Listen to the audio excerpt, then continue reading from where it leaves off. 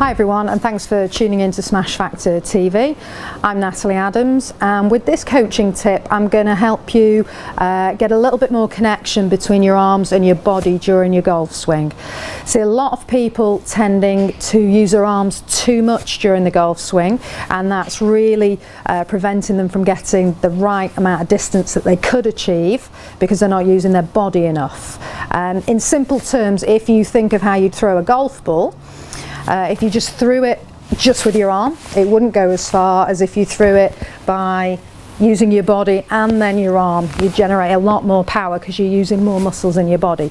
So the same applies to your golf swing. So if you want more power, just check, and also a better connection on the ball, check if you're moving your body and your arms in a connected manner rather than your arms too dominantly. One of the main things we'll see if you're not connected with your arms and your body is that as you swing the club back, you'll swing the club back and then tend to lift the arms up without rotating the upper body towards the backswing position, which ideally is 90 degrees to the right of where you've started. So what we want to look for is that rather than turning and then lifting the arms to get the club to the top of the backswing, we want to keep the arms and the body more connected. I'll just show you this way on. It'll just show you what will happen to your right elbow if that happens. So you're taking the club back and then lifting the club up, and we'll tend to see that the right elbow pulls out. It's no longer under the hands, it looks to the far side, or as you're looking at this, it'll look to the left of my hands at the top of the swing there. So the right elbow is really pulled out, and also we've got a really big gap between the two forearms. Okay, and that shows the disconnection, because when you start your golf swing, your arms and your forearms are relatively close together, and we want to maintain that throughout the swing for maximum power and consistency. So here's a great little tip.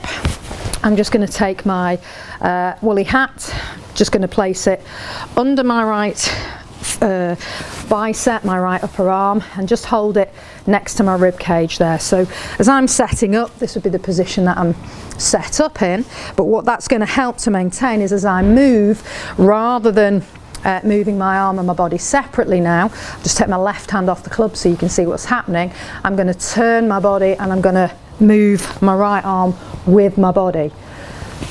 So this is going to start happening, and I'm going to have to rotate my body more to get to the top of my swing rather than lifting up, because if I start to lift my arms up and they pull away from my body, I'm going to drop that hat. So it will feel quite strange to you start with, because it'll feel a lot more constricted, you'll feel much more restricted, but just start to make some swings, just keeping that hat tucked in between the upper arm and the torso, and you should be able to get all the way to the top of the swing there, but you're doing it by rotating your body rather than lifting your arms up.